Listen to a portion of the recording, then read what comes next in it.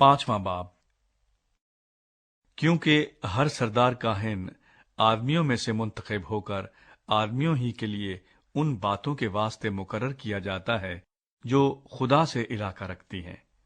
تاکہ نظریں اور گناہوں کی قربانیاں گزرانے اور وہ نادانوں اور گمراہوں سے نرمی کے ساتھ پیش آنے کے قابل ہوتا ہے، اس لیے کہ وہ خود بھی کمزوری میں مبتلا رہتا ہے، اور اسی سبب سے اس پر فرض ہے کہ گناہوں کی قربانی جس طرح امت کی طرف سے گزرانے اسی طرح اپنی طرف سے بھی چڑھائے، اور کوئی شخص اپنے آپ یہ عزت اختیار نہیں کرتا جب تک ہارون کی طرح خدا کی طرف سے بلایا نہ جائے۔ اسی طرح مسیح نے بھی سردار کاہن ہونے کی بزرگی اپنے تئیں نہیں دی،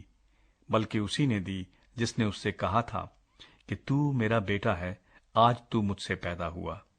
چنانچہ وہ دوسرے مقام پر بھی کہتا ہے کہ تو ملکے صدق کے طور پر ابد تک کاہن ہے۔ اس نے اپنی بشریت کے دنوں میں زور زور سے پکار کر اور آنسو بہا بہا کر اسی سے دعائیں اور التجائیں کی جو اس کو موت سے بچا سکتا تھا، اور خدا ترسی کے سبب سے اس کی سنی گئی، اور باوجود بیٹا ہونے کے اس نے دکھ اٹھا اٹھا کر فرما برداری سیکھی، اور کامل بن کر اپنے سب فرما برداروں کے لیے ابدی نجات کا باعث ہوا، اور اسے خدا کی طرف سے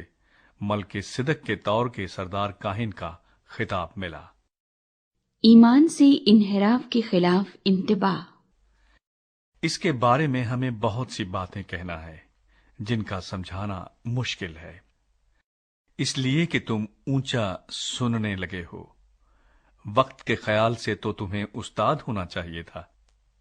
مگر اب اس بات کی حاجت ہے کہ کوئی شخص خدا کے کلام کے ابتدائی اصول تمہیں پھر سکھائے، اور سخت غذا کی جگہ تمہیں دودھ پینے کی حاجت پڑ گئی، کیونکہ دودھ پیتے ہوئے کو راست بازی کے کلام کا تجربہ نہیں ہوتا، اس لیے کہ وہ بچہ ہے، اور سخت غذا پوری عمر والوں کے لیے ہوتی ہے، جن کے حواس کام کرتے کرتے نیک و بد میں امتیاز کرنے کے لیے تیز ہو گئے ہیں۔